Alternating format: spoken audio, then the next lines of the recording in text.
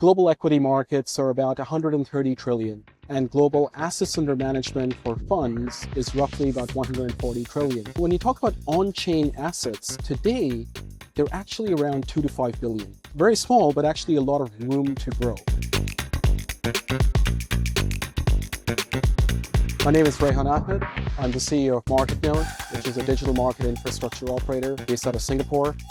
We're backed by the likes of Euroclear, HSBC, SGX Group, and Temasek, and we focus on providing infrastructure for three key asset classes: credit, funds, and structured products. Our view is that over time, many of the assets that we know today in paper form are actually going to exist in programmable format. And generally, when you look at financial market evolution, you actually end up seeing that as these markets grow, you need a neutral market infrastructure to come in and actually provide that as a service. And that's exactly the role we're here to play. So generally, when you look at the entire tech stack around blockchain, we tend to use that word very loosely. We think about it as smart contracts, we think about it as blockchains where records are kept, and then we think about it as tokens. Today, actually, most of the usage we're seeing within the tech stack is really what I'd call for efficiency. So we see the usage of smart contracts and record keeping for funds. As a very good example, Marketnode in Singapore actually operates the local funds infrastructure, where we actually automate post-trade processes using smart contracts and keep records on a blockchain. And also away from Singapore, you tend to see a lot of use cases in the very large repo market. So today, a lot of the usage of the technology is really around efficiency. And usually when you look at digitization journeys, you start with the efficiency, then you actually move to broader distribution channels. So I think we're still quite early in the usage of blockchain and asset management. Right now, we're super focused on getting the efficiency right, so we build the right rails towards new distribution models. So in terms of how tokenization is playing out in the financial markets today, let's talk about market sizing. Global equity markets are about 130 trillion. Global bond markets about 150 trillion. And global assets under management for funds is roughly about 140 trillion. Now, when you talk about on-chain assets, today, they're actually around 2 to 5 billion. So very small, but actually a lot of room to grow. As I mentioned earlier, when we think about the entire technology stack, we are very focused on the efficiency today, and that's just where the market is.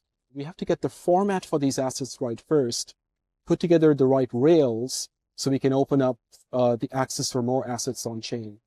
A good analogy to think about is if you think about the music industry, we actually had to work to get the MP3 format right first before you could actually think about new distribution channels, the likes of Spotify, the likes of iTunes. And that's the phase where I think on-chain assets are today.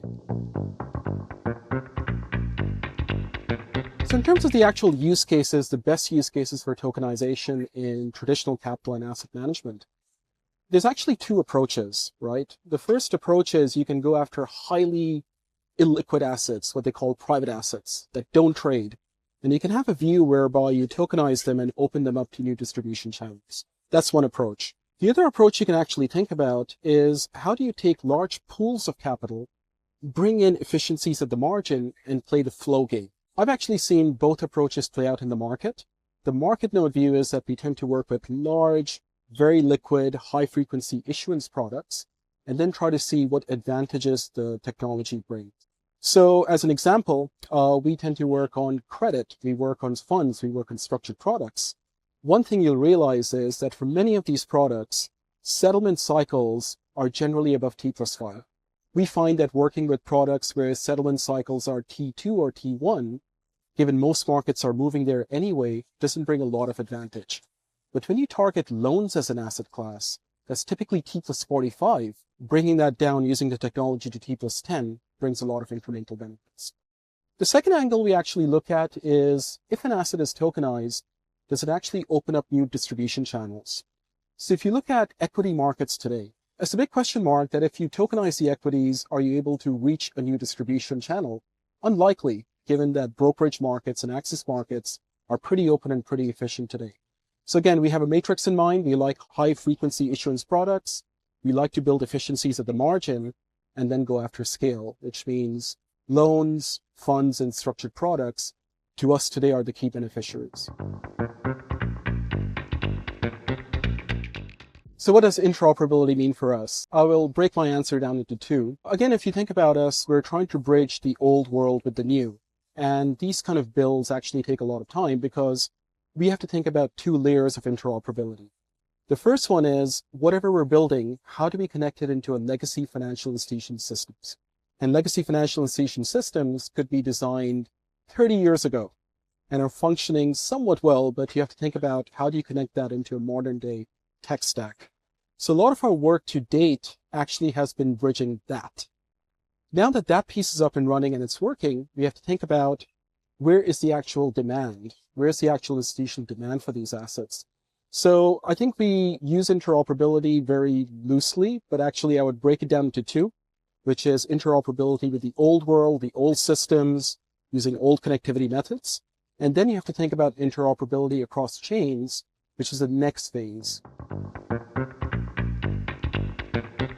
What does the future of finance look like with digital assets? So I think a digital asset to me is a format.